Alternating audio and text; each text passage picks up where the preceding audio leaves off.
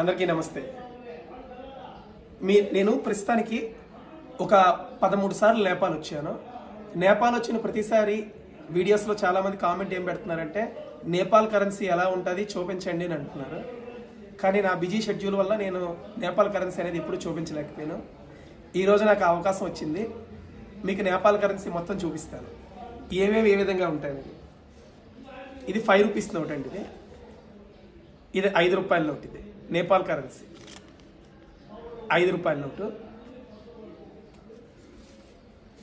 దీని తర్వాత 10 రూపాయల నోట్ అండి, ఇది 10 రూపాయల నోట్ ఈ విధంగా ఉంటుంది। వెనక్కి జింక్ ఉంటుంది, 10 రూపాయల నోట్ ఇది। ఇక మళ్ళాగే 20 రూపాయల నోట్ ఉంటుందండి, ఇది 20 రూపాయల నోటు 20 రూపీస్, వెనక్కి 2 జింకలు ఉంటాయి। దీని తరువాత 50 రూపాయలు 50 రూపీస్ ఉంటాయి। దీని వెనక్కి పుల్ ఉంటుందండి, టైగర్।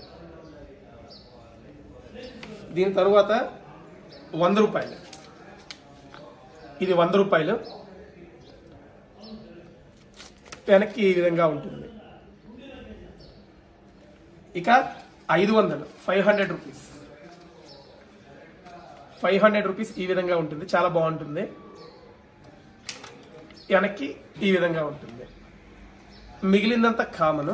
దాని తర్వాత 2000 రూపాయల నోట్ లేదు, కానీ ఇక్కడ 1000 రూపాయల నోట్ ఉంది చూడండి, ఇది 1000 రూపాయల నోట్। ఇది ఈ 1000 రూపాయల నోట్ వెనక్కి ఇలాగా ఏనుగు బొమ్మ ఉంటుంది అనమాట।